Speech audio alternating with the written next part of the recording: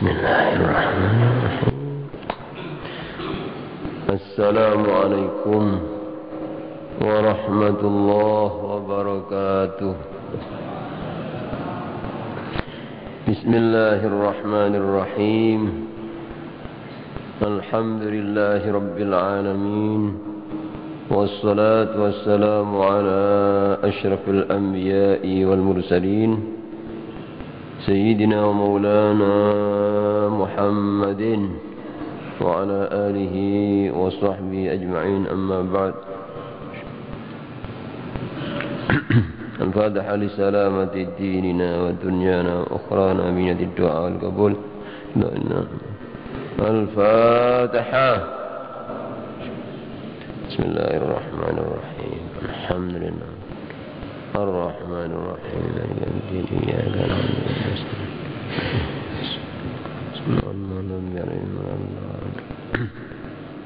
Qala Allah Ta'ala A'udzu billahi minasy syaithanir rajim. Bismillahirrahmanirrahim. Yu'til hikmata man yasha' wa man yu'tal hikmata faqad utiya khairan katsira wa ma yadhakkaru illa ulul albab. Para bapak, ibu-ibu dan saudara-saudara serta para pendengar Radio FM yang dirahmati oleh Allah, alhamdulillah sampai pagi ini kita masih diberi kekuatan dan kemampuan oleh Allah untuk bisa melaksanakan puasa Ramadan dan juga ibadah-ibadah yang lain, terutama ibadah yang sangat mulia pagi ini, yaitu menuntut ilmu agama. Mudah-mudahan apapun yang telah kita amalkan, terutama dalam suasana Ramadan, diterima oleh Allah Subhanahu wa taala dan benar-benar akan mampu meningkatkan keimanan kita dan ketakwaan kita kepada Allah Subhanahu wa taala. Amin ya rabbal alamin. Para jamaah sekalian yang dirahmati oleh Allah, sebagaimana yang telah kita ketahui bahwa salah satu di antara nikmat yang sangat besar, nikmat yang lebih berharga daripada dunia dan seisinya adalah apabila seseorang mendapatkan ilmu yang bermanfaat. Itu nikmat yang jauh lebih besar daripada apapun yang ada di dunia ini. Kenapa demikian? Sebab apapun bentuknya dunia ya, itu pasti akan berakhir ya, dan akan sirna. Tidak ada yang dibawa mati, apalagi ke akhirat. Tetapi kalau ilmu yang bermanfaat ini akan dibawa sampai mati, sampai di akhirat, bahkan akan mampu membuat orang ini bahagia selamanya. Ya. Oleh karena itu, pada ayat yang telah kami baca tadi, surat Al-Baqarah ayat 269, Allah berfirman, yu'til hikmata may yasha. Allah memberi hikmah. Hikmah ini menurut sebagian banyak ulama ya, itu mengartikan hikmah itu al-ilmu nafi'. Ilmu yang manfaat itu hikmah ya. Yang mana kata Allah, wa may yu'tal hikmata faqad utiya khairan katsira. Barang siapa yang telah diberi hikmah, ilmu yang manfaat, maka sungguh dia telah diberi kebaikan yang banyak, kata Allah. Padahal dalam masalah dunia ya, Allah menyatakan kul mata'ud dunya qalil. Katakan ya, apapun kesenangan dunia yang ada di alam ini itu kecil, sedikit kata Allah. Apalagi kalau kita baca hadis-hadis Nabi Muhammad sallallahu alaihi wasallam, ya. Dunia dan seisinya ini tidak lebih berharga daripada sayap nyamuk kata Nabi. Artinya sama sekali tidak ada harganya. Tapi ketika Allah menyebutkan hikmah, ilmu yang bermanfaat, justru Allah mengatakan khairan katsira. Ya. Cuma umumnya manusia kurang mengetahui bahwa yang namanya ilmu yang manfaat itu segala-galanya. Ya. Umumnya orang masih lebih tertarik, lebih menyukai apapun kesenangan dunia ini daripada ya, ilmu yang bermanfaat. Ya. Makanya pada ayat berikutnya, wa ma yadzakkaru illa ulul albab. Tetapi tidak bisa mengambil pelajaran ini, ya, kecuali orang yang benar-benar dianggap punya akal, mampu menggunakan akal sehatnya.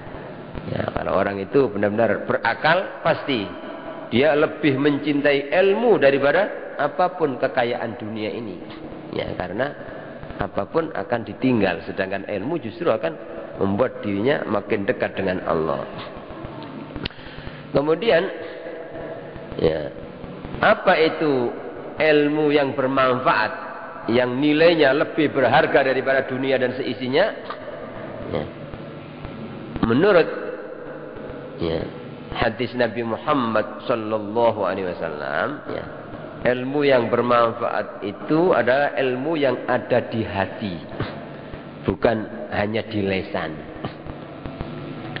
Beliau bersabda, al-ilmu ilmani, kata Nabi. Ilmu itu ada dua macam.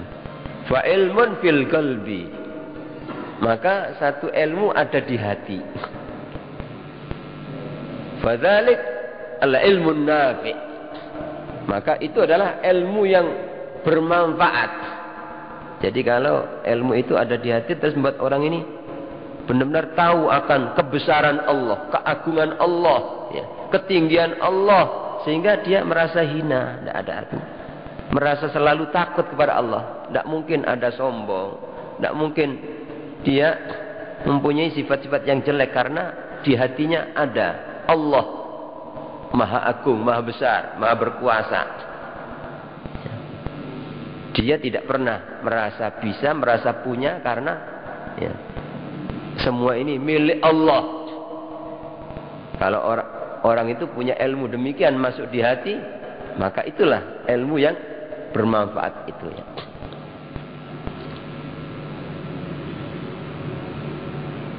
Terus yang kedua, wa ilmun alal lisan, dan ada ilmu yang hanya di lisan, ya. Artinya pinter, bahkan mungkin apal segala macam ilmu, mungkin hebat, orang kagum dengan keterangan yang disampaikan, ya. Cuma tidak sampai masuk di hati. Kadang-kadang banyak ilmunya, banyak, ya, menguasai segala macam ilmu, tapi kadang-kadang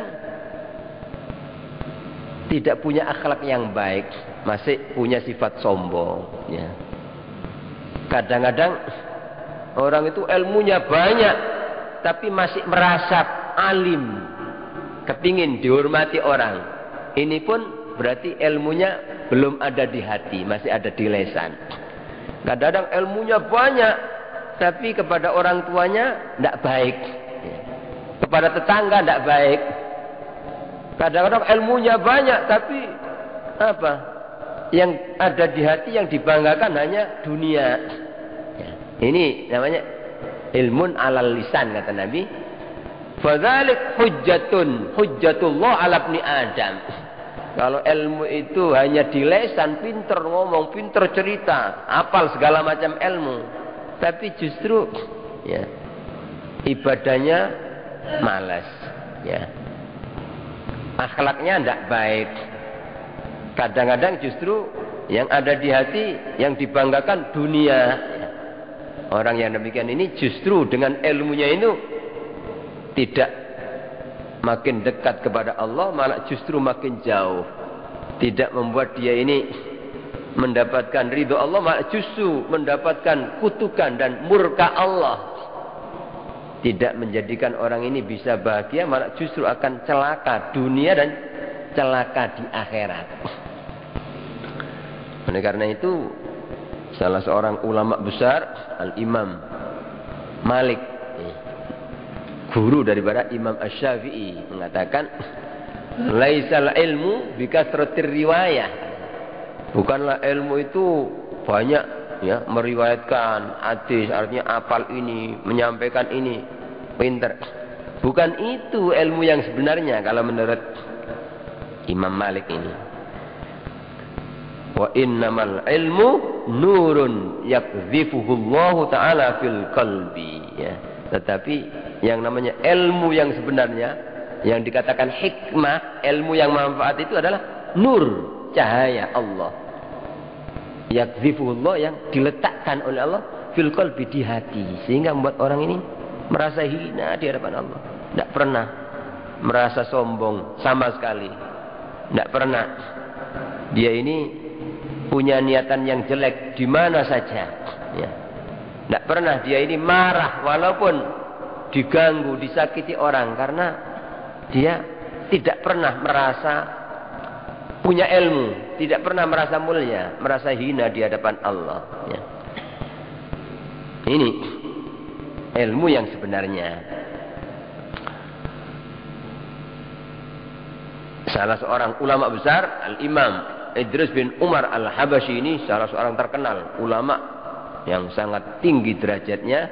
Beliau mengatakan, al-ilmu in waqa'a fil qalbi fahuwa nur, katanya. Ilmu itu apabila ada di hati, maka itulah cahaya Allah, hidayah, membuat orang ini makin dekat dengan Allah, makin dekat dengan Allah. Ya. Tetapi wa in waqa'a fil nafsi, kalau orang itu ilmunya hanya ada di nafsu, artinya apa? Ya, justru apa? Hanya di lisan, tidak ada pengamalan, tidak ada rasa takut kepada Allah, tidak ada akhlak yang baik, maka fahuwa nar. Wa in waqa'a fi nafsi fahuwa nar, maka ilmu itu menjadi api neraka. Nah, oleh karena itu kita ini harus berusaha bagaimana ya, jadi sambil berusaha dan berdoa supaya ilmu yang kita dapati benar-benar jadi ilmu yang manfaat, dan kita berlindung pada Allah, takut jangan sampai kita ini dapat ilmu yang tidak manfaat. Jangan. Nabi kita Muhammad sallallahu alaihi wasallam sendiri selalu berlindung pada Allah. Allahumma inni a'udzubika min ilmin la yanfa. Ya Allah, janganlah aku berlindung pada Engkau ya Allah dari ilmu yang tidak manfaat ya Allah. Ini Nabi ngajari kita gitu, supaya kita ini takut. Jangan hanya bangga dengan banyak ilmu tapi tidak ada manfaatnya. Ya. Jadi kesimpulannya, intinya ilmu yang manfaat itu ilmu, dengan bertambah ilmu orang ini tambah takut pada Allah. Dengan bertambah ilmu tambah merasa bodoh. Dengan bertambah ilmu tambah merasa merasa hina di hadapan Allah. Ya. Makin bertambah ilmu makin memuliakan orang lain. Ya. Dengan bertambah ilmu makin jauh dari dunia dan justru makin cinta kepada akhirat. Ya. Dengan bertambah ilmu makin tahu bahwa dirinya ini makhluk yang sangat lemah. Dengan bertambah ilmu justru makin hati-hati dalam melakukan ibadah. Bukan justru sebaliknya, kadang-kadang banyak ya, apalagi zaman akhir. Makin banyak ilmunya, makin banyak justru tambah sembrono. Kadang-kadang cari hukum-hukum yang ringan gak popois. Kadang-kadang makruh ya. Hanya makruh aja kan tidak apa-apa. Kadang-kadang dengan banyaknya ilmu apa? Ya, tidak takut, padahal maksudnya makruh itu kan tidak disukai oleh Allah dan Rasul.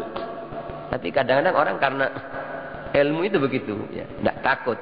Ya. Padahal kalau ulama-ulama yang benar ya, ulama yang menjadi pewaris para nabi, jangankan terhadap yang makruh, ya, hal-hal yang mubah saja, apa? yang sekiranya kurang ada manfaatnya ditinggalkan itu. Seperti para sahabat Nabi itu, ya. Ya. Mereka ini meninggalkan 70 pintu halal, jelas-jelas tidak mau. Karena dianggap kurang ada manfaatnya. Itulah sebenarnya hakikat puasa itu bukan hanya tidak makan, tidak minum, ya, mulai subuh sampai maghrib, bukan hanya itu. Kalau ini semua orang bisa, ya, anak kecil pun juga bisa. Tapi puasa yang sebenarnya yang hakiki itu adalah puasa dari segala apa saja yang sekiranya kurang ada gunanya, kurang maslahat. Jangankan kepada yang haram atau yang makruh, yang mubah aja, kalau sekiranya kurang maslahat, kurang manfaat, itu ditinggalkan. Tapi umumnya orang tidak seperti ini. Kadang-kadang puasa itu tidak makan, tidak minum, hanya maghrib sampai subuh sampai maghrib. Tapi kalau sudah maghrib boleh makan apa saja, ya, ya, dimakan semua. Ini, ya, sampai melebihi batas. Ya.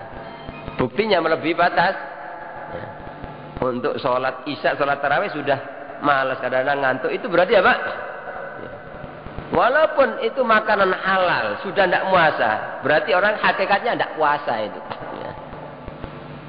Berarti tidak bisa menggunakan akal. Wong tujuannya puasa itu untuk menggiatkan ibadah, untuk membuat makin khusyuk ibadah, kok justru apa? Menjadi tidak bisa khusyuk, malah berat ibadah. Kan berarti ada kesalahan. Nah, begini ini apa? Orang kadang-kadang merasa sudah puasa. Ya. Padahal kalau kita ini kepingin mengamalkan puasa yang benarnya, ya, kita mengamalkan ilmu, ya, puasa dari apa saja yang sekiranya merugikan kita untuk akhirat, untuk ibadah, itu harus diposoni gitu, Pak. Nah, kemarin saya buka iki, ya, terus terawih kok ngantuk, kok berat. Oh, berarti kemarin itu saya, ya, terlalu banyak makan berbuka. Nah, hari ini harus saya kurangi. Itu namanya orang pinter, orang punya ilmu yang manfaat. Kalau orang sudah tahu begitu tapi setiap hari begitu, ya, sampai akhir Ramadan tetap begitu, ya, berarti orang ini hakikatnya masih belum puasa, belum bisa menahan nafsu. Ya.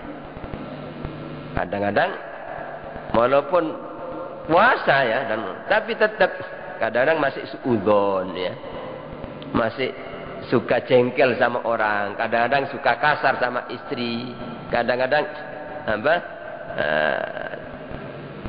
dendam sama orang, ada niatan yang jelek. Ini pun, ya, sebenarnya harus lebih wajib ditinggalkan daripada makan dan minum itu, gitu, ya. Baik di waktu siang maupun malam, itu berarti orang benar-benar puasa. Ini kembali, ya, kita, kalau orang itu memiliki ilmu yang manfaat, pasti dia ini akan berusaha apapun yang dilakukan ini yang sekiranya menjadi maslahat, gitu. Baik untuk masalah jasmani maupun rohani. Karena walaupun jasmani ini amanat Allah. Jadi kita ini wajib menjaga amanat Allah, termasuk, ya, mata, lesan, telinga, badan kita ini, itu bukan milik kita, itu milik Allah. Ya, jadi kalau sekiranya apa-apa yang menjadikan madharat pada kesehatan kita itu, ya, kita harus puasa. Jangan, ini amanat Allah, kesehatan harus dijaga. Ya, itu berarti orang juga dinamakan orang puasa. Dan kalau orang mengamalkan ini berarti ilmunya manfaat. Ilmunya manfaat. Kembali, agar supaya kita ini mendapatkan ilmu yang manfaat, ya, di samping berusaha, ya, mengaji, ya, kita ini syarat mutlak, ya, untuk mendapatkan ilmu yang manfaat ini kita harus menyiapkan wadah yang bersih, ya, yaitu hati.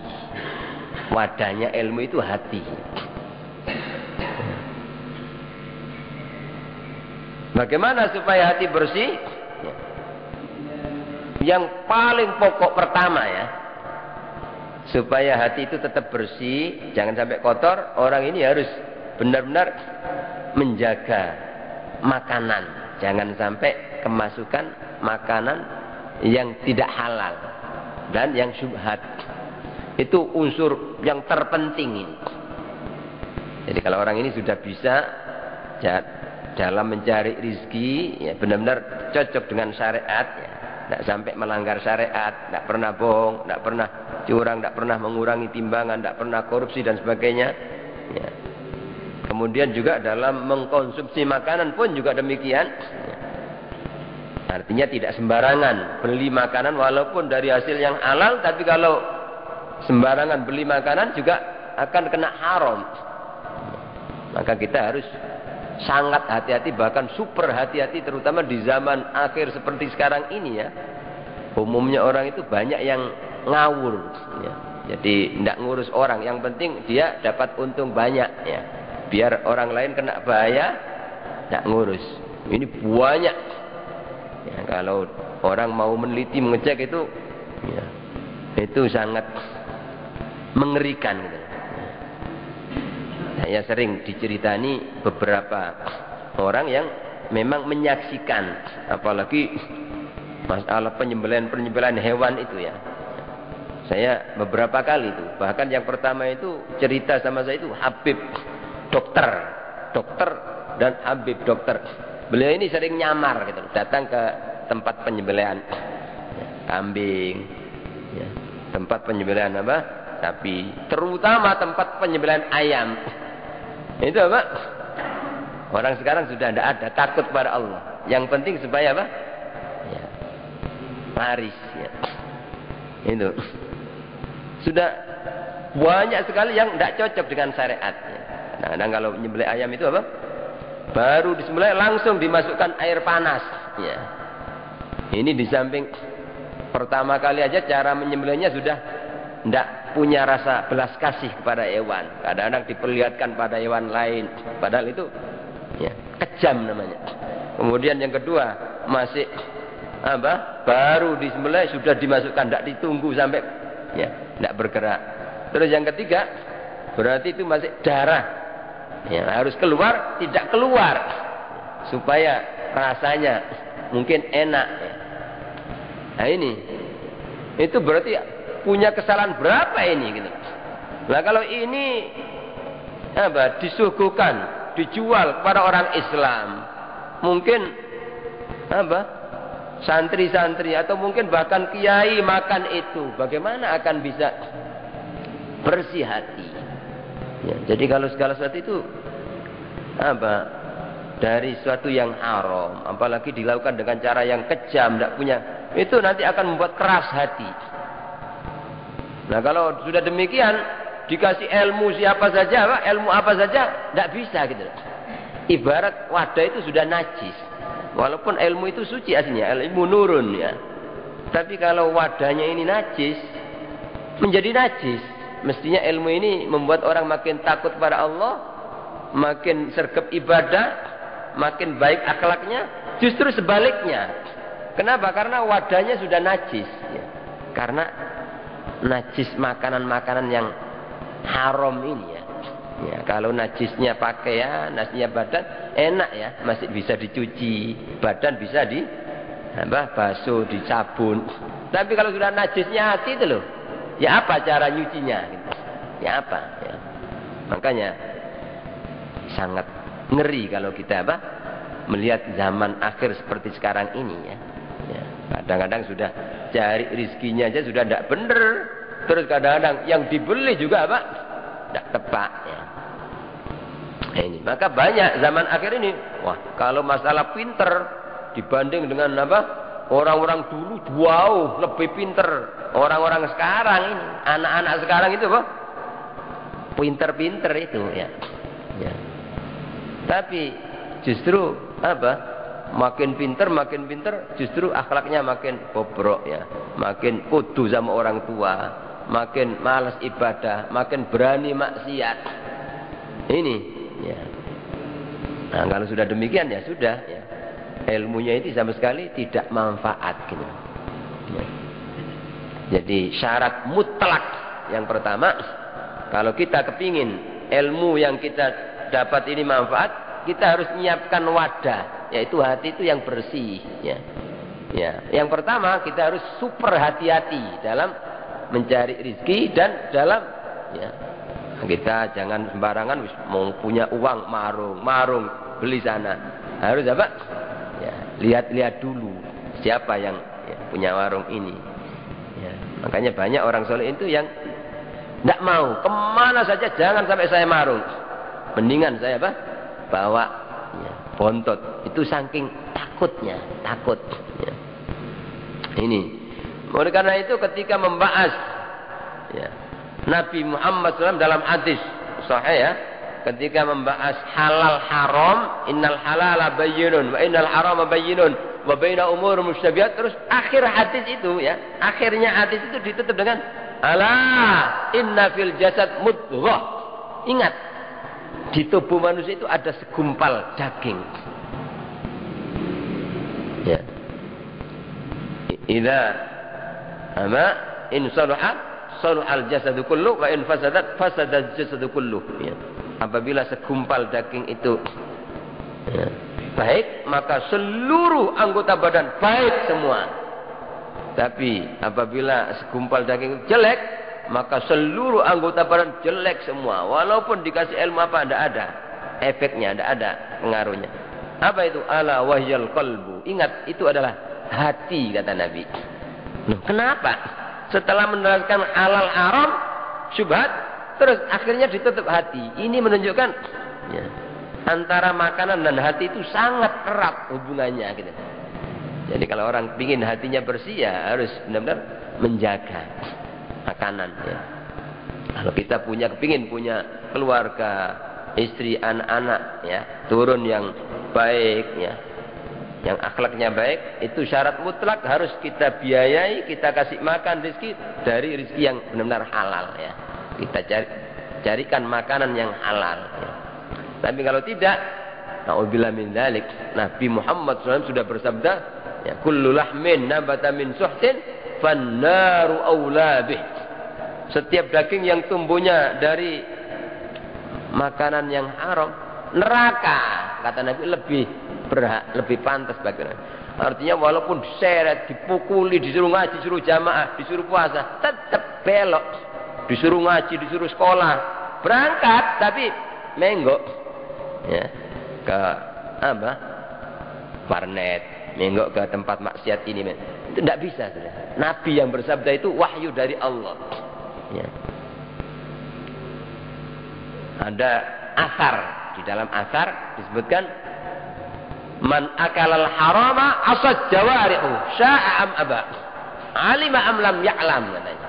Siapa yang makan haram pasti maksiat seluruh anggota badan. Matanya ngajak maksiat, lesannya kepingin ngomong yang maksiat, telinganya, hatinya mikir-mikir, akalnya mikir yang maksiat. Sya'a am aba, mau apa tidak mau, pasti demikian. Alima am lam ya'lam, tahu apa tidak tahu. Nah ini atas dasar ini maka kita hati-hati, itu harus warok namanya. Jadi bukan mandeki gak eruai gak apa-apa, betul gitu loh. Tapi dampaknya tetap. Jadi pengaruh makanan walaupun kita tidak tahu, mungkin dianu oleh orang, kita yang penting kita jual, beli. Tapi kita kurang hati-hati, tetap. Pengaruh makanan haram itu akan membuat gelapnya hati, kerasnya hati, membuat makin jauh dari Allah. Kalau doa, apapun doa, tidak akan diterima oleh Allah. Walaupun nangis-nangis, Berarti disebutkan dalam hadis, Nabi cerita itu, ada orang laki-laki ngangkat tangan, sangat doanya menangis. Karena Nabi, wa mat'amuhu haram, makanannya haram, wa masyrabuhu haram, minumannya haram. Diberi makanan dari haram. Fa anna yustajabu lah, kata Nabi. Lantas bagaimana akan dikabulkan walaupun suasana Ramadan, walaupun Lailatul Qadar.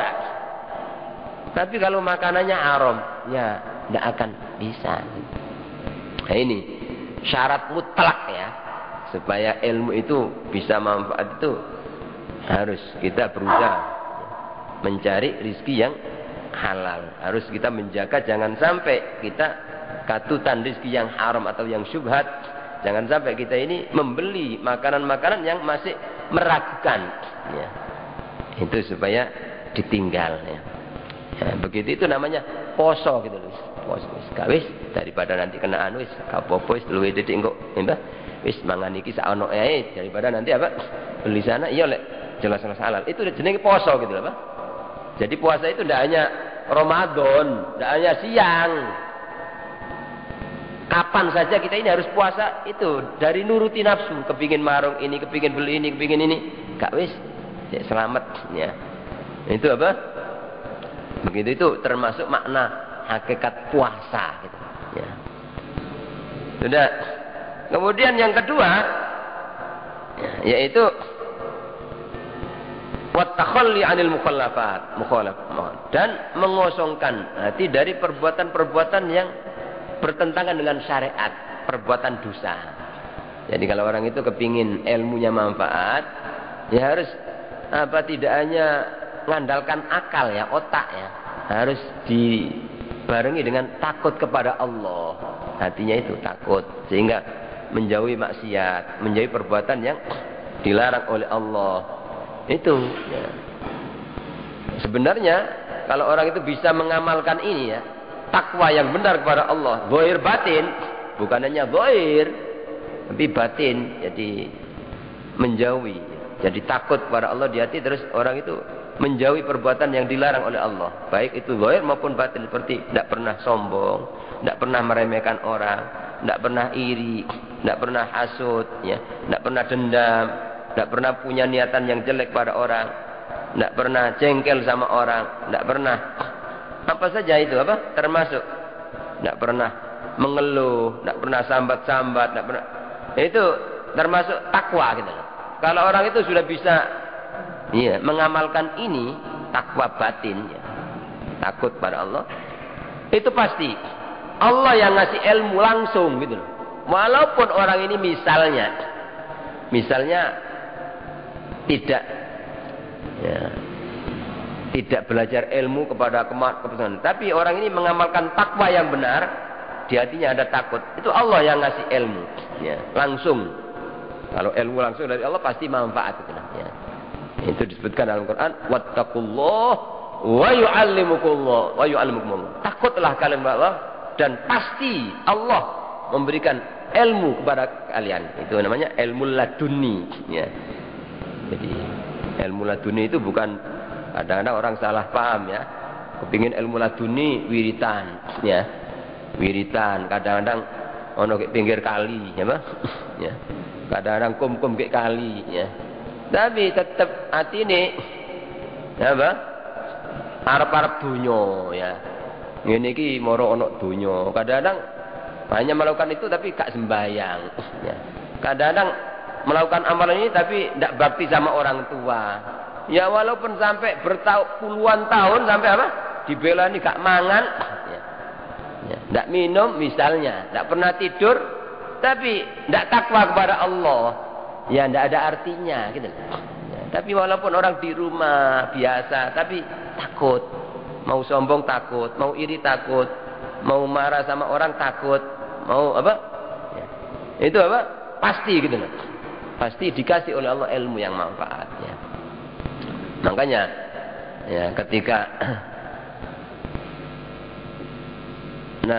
Imam Asy-Syafi'i ya, Imam Syafi'i luar biasa ya, karena berkat orang tuanya menjaga anaknya ini ya, kita tahu bagaimana ya tidak jadi Imam Syafi'i, sedangkan ayahnya ini kayak Idris sejak masih muda itu loh ya, karena saking laparnya kelihatan buah yang kintir di sungai itu langsung dimakan satu suap, itu takut, ya Allah ini bukan milik saya, ini gimana saya kemasukan. Akhirnya dia berusaha mencari, menelusuri sungai ini berkilo-kilo itu apa, cari barangkali ada pohon di tepi sungai, sampai ketika ada pohon dicocokkan benar, ditanyakan siapa pemilik, sampai diuji oleh orang punya pohon ya, kalau kamu kepingin halal makanan yang masuk ini, kamu harus nunggu kebun saya selama sekian tahun, tapi tidak saya bayar, kamu hanya saya kasih makan. Karena takut pada Allah, makanan yang sesuap tadi apa Nggak halal, mau. Ya. Begitu apa? Saking takutnya kepada Allah. Otomatis ya, ketika beliau ya, ceritanya panjang, walhasil tak kawin, kalau masih muda saja belum jadi bapak sudah begitu hati-hatinya, bagaimana ketika sudah punya anak? Ya maklum. Jadi umur 7 tahun Imam Syafi'i itu sudah hafal Quran. Ya. Ketika umur 10 tahun sudah hafal kitab Muwatta, kumpulan hadis gurunya Imam Malik. Jadi kalau ngaji itu ya, sebelum datang sudah hafal dulu. Ketika disuruh baca oleh gurunya, gurunya kagum dengan hafalan. Akhirnya beliau, gurunya itu mengatakan, sesungguhnya Allah telah memberikan nur pada hatimu wahai Syafi'i. Jangan kau padamkan nur di hatimu dengan maksiat. Jaga, jangan maksiat. Ya.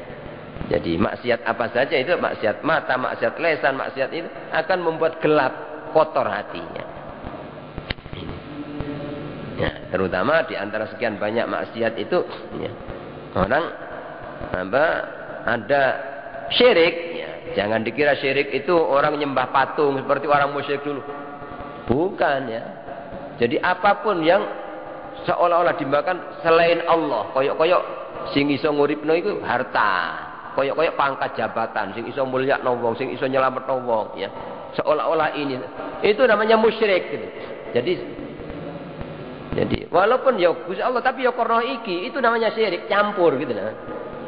Wah, aku mulya iki ya krana aku duwe pangkat iki, duwe apa jabatan, duwe kekayaan iki, ya. Kadang-kadang orang begitu berusaha mencari itu, ya. Dia punya keyakinan kalau saya punya ini pasti saya mulia. Begitu itu namanya apa? Musyrik, najis gitu, Pak. Kata Allah, innamal musyrikuna najasun. Orang musyrik itu najis, hatinya maksudnya. Hatinya itu najis. Nah, kalau sudah demikian kemasukan ilmu ya ilmunya yang suci menjadi najis, ya. Seperti kita punya wadah gelas kena najis, tidak dicuci dulu, terus dikasih air sumber, air yang suci, ya airnya menjadi najis, ya seperti itu ya. Termasuk macam kemusyrikan ya, yang justru lebih ditakuti oleh Nabi itu syirik khafi, syirik samar, yaitu orang melakukan apa saja ya, ibadah karena manusia, karena pamer, kepingin dihormati, kepingin dipuji, kepingin kedudukan dari orang. Ini menurut Nabi termasuk syirik dan lebih ditakuti oleh Nabi daripada syirik nyembah patung gitu. Ya. Orang melakukan apa saja, cek ngene, cek diulem wong, cek dipuji, cek dihormati wong, cek dikenal wong, kepingin itu. Begitu itu termasuk macam kemusyrikannya. Ya. Maka beliau bersabda, man shalla yura'i faqad asyraka. Siapa yang sholat tapi pamer, ya, maka syirik. Man shoma yura'i, siapa yang puasa tapi untuk pamer, maka dia syirik. Wa man tasaddaqa yura'i faqad asyraka. Syirik. Bahkan ada hadis, idza ahsana sholatu, ya. Man ahsana sholata hina yarahu nas wa asa'a hina yakhlu fatilka istihanatun istihana bi arba. Siapa yang sholat ketika dilihat orang banyak baik, bacaannya fasih, ya. Dibaik-baikan sholat. Tapi ketika sendirian cepet-cepetan, tidak tumaknina. Itu bukan ibadah tapi ngenyek Allah katanya. Penghinaan kepada Allah. Itu apa? Nah, bukan hanya syirik lagi, dia lebih bahaya daripada syirik katanya.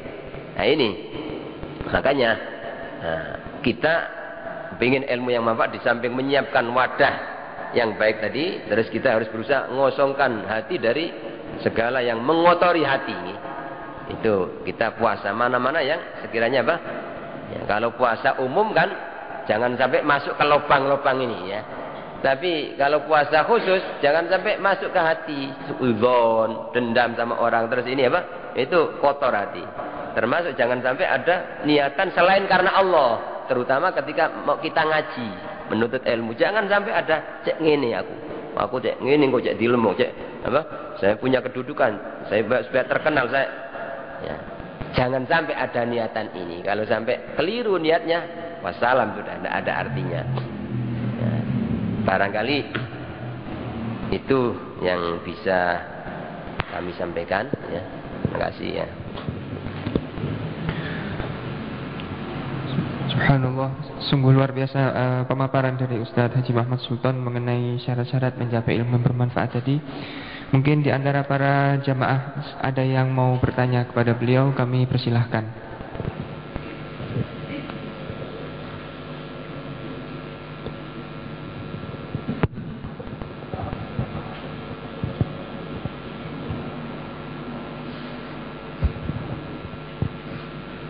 Assalamualaikum warahmatullahi wabarakatuh. Untuk mencapai ilmu yang bermanfaat, syarat utama yaitu kita makan dengan makanan yang halal. Alhamdulillah saya jualan nasi goreng di sebelah masjid. Setiap mau jualan, setiap mau buka, saya mengambil air di masjid. Itu pasti rezeki saya itu saya makan untuk keluarga saya bersama. Pertanyaannya saya yaitu, apakah saya mengambil air di masjid itu apa jadi perbuatan yang halal atau haram? Terima kasih. Ya.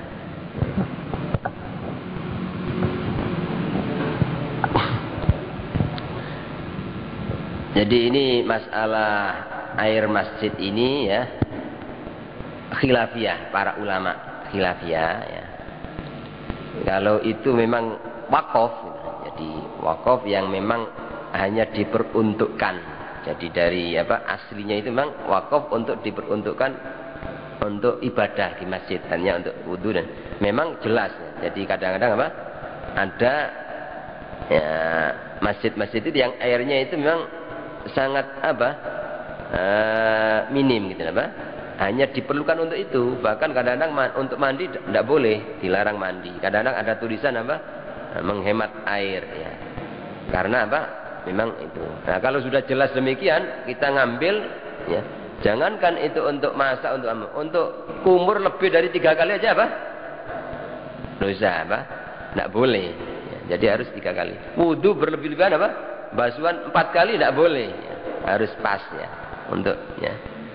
Apalagi untuk mandi, misalnya kadang masuk masjid mana padahal ya, itu airnya tidak diizinkan untuk itu ya. Kemudian demikian ya, ini haram ya. Adapun kalau memang ya mungkin ya, kalau seperti masjid jami ini ya, mungkin ada di antara ulama itu yang karena ya, tanpa diambil pun juga sudah berlebih-lebihan ya. Tentunya harus seizin ya, seizin takmir itu ya, seizin takmir itu. Mungkin demikian ya hakikatnya, karena tanpa diambil pun kalau memang itu sudah berlebih-lebihan kurang ya, wallahu alam demikian. Jadi tentunya harus ya, mendapat izin daripada yang takmir masjid itu ya. Saya kira itu. Ya Allah ya. Ada lagi.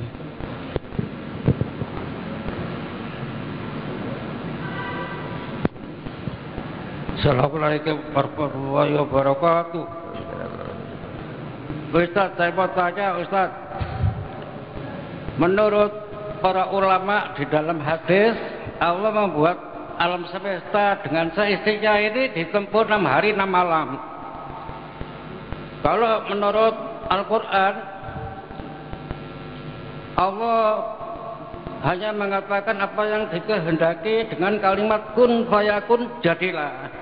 Mengapa membuat alam semesta ini kok ditempuh 6 hari 6 malam? Itu saja yang saya tanyakan. Ya, terima kasih. Jadi itu Allah ngajari kita, hambanya ini, dalam mengerjakan sesuatu itu jangan tergesa-gesa. Jadi walaupun kita bisa misalnya melakukan apa, tapi kita tidak boleh tergesa-gesa ya. Ini Allah ngasih, walaupun jangankan 6 hari, 1 hari, 1 detik pun Allah bisanya kun ya. Cuma sengaja Allah mengendaki demikian, itu salah satu di antara hikmahnya mengajarkan orang itu supaya kalau melakukan sesuatu supaya dimantapkan, jangan tergesa-gesa. Salah satu di antara hikmahnya ya. Adapun hikmah yang lebih dari itu ya wallahu alam. Allah Maha mengetahui apa di balik hikmah. Kenapa Allah itu. Nah, tapi salah satu yang diketahui oleh untuk ngajari orang itu supaya jangan tergesa-gesa dalam melakukan segala sesuatu ya. Nggih. Sampun nggih. Mungkin satu pertanyaan lagi, pertanyaan terakhir, monggo.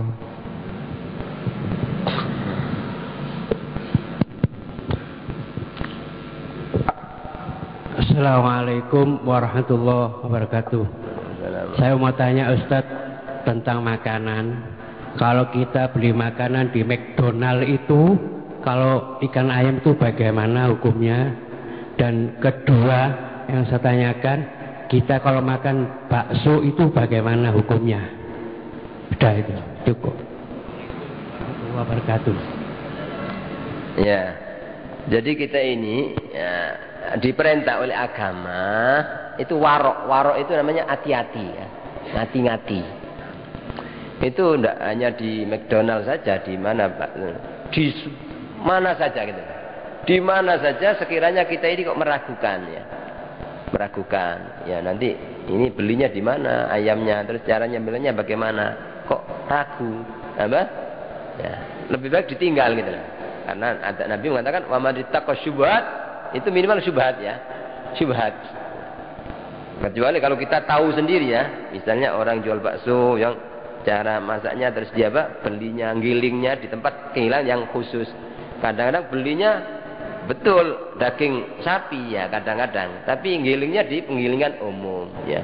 Kalau kita tahu persis orang ini kita kenal memang takut kepada Allah, ya tidak masalah, berarti tidak ada ragu gitu loh. Tapi selama tidak kenal, apalagi orang kok delok rupanya kok gak patek apa ngerti agama ini ya, gak patek sergap ibadah, wah ini apa itu kita harus menjauhi gitu. Jadi di mana saja, terutama zaman sekarang ini ya, kalau memang tahu persis tidak masalah gitu. Tapi kalau tidak, lebih baik kita gak usah lebih baik makan pecelan tempe ya Pak ya. Tapi itu ya sebenarnya apa nikmat itu bukan dari segi makanan, nikmat itu ada di hati sebenarnya Pak. Jadi orang itu makan apa saja itu sebenarnya apa ya, kalau hatinya itu ada iman pasti nikmat, terus lapar ya. Tapi kalau orang itu hatinya tidak ada iman ya, tidak ada itu nikmat itu ya, itu apa nah, tapi orang sekarang ini umumnya ya kalah dengan nafsu apa ya, sehingga kadang-kadang apa ya tidak begitu tertarik dengan masakan dari istri ya. Padahal sebenarnya tidak ada masakan yang lebih nikmat walaupun apapun sederhananya itu. Kalau orang itu mukmin, tidak ada yang lebih nikmat dari makanan yang di rumah, makanan istri. Tapi sekarang orang ya kurang menghargai ya akan keluarga atau istri yang masak kadang-kadang. Demikian. Saya kira itu ya. Jadi kita wajib lebih hati-hati, warok namanya, dimanapun sekiranya ya, walaupun mungkin ada mengatakan oh gak apa-apa aku ruh, tapi tanyakan kata Nabi, istafti qalbak, mintalah fatwa di hatimu sendiri. Wa in aftauka, walaupun ulama yang fatwa oh gak apa-apa halal, tapi takut nang hati, kira-kira mantep apa gak. Kalau orang itu punya iman ragu, oh gak wis masih gak mangan kono, gak paten, gak apa ya, gak kira mati aku ya. Itu apa? Harus begitu, apa? Walaupun mungkin ada fatwa, oh gak apa-apa halal sama, ya. Bahkan umumnya ulama tetap kata Nabi istafti qalbak, tanyakan sama hatimu, apa? Mantap apa enggak? Ragu apa enggak? Selama ragu katanya, tak mayari buka ila malayadu. Tinggalkan apapun yang meragukan, apalagi yang menyangkut makanan, kepada yang tidak meragukan. Ya. Barangkali itu ya. Ya. Mudah-mudahan kita semua dijauhkan oleh Allah dari rezeki dan dari makanan yang tidak halal. Dan Allah selalu memberikan rezeki kepada kita, keluarga, anak-anak kita, rezeki yang halal, yang baik, yang akan membuat hati kita bersih ya. Sehingga Allah selalu menempatkan ilmu yang manfaat yang akan membuat kita makin takut pada Allah SWT. Amin ya rabbal alamin. Bismillahirrahmanirrahim. Allahumma salli wa sallim wa barik ala sayyidina Muhammadin nabiyil ummi. Rabbana zalamna anfusana wa in lam taghfir lana wa tarhamna lanakunanna minal khasirin. ربنا اغفر لنا ولوالدينا وارحمهم كما ربونا صغارا ولمعلمين شيخنا جميع المسلمين اللهم انفعنا بما علمتنا يا رب علمنا الذي ينفعنا يا رب زدنا علما نافعا اللهم إنا نعوذ بك من علم لا ينفع ومن قلب لا يخشع ومن دعاء لا يسمع برحمتك يا أرحم الراحمين ارحمنا وصلى الله على سيدنا محمد وعلى آله وصحبه وسلم سبحان ربك رب العزة عما يصفون والسلام والحمد لله والسلام عليكم ورحمة الله وبركاته.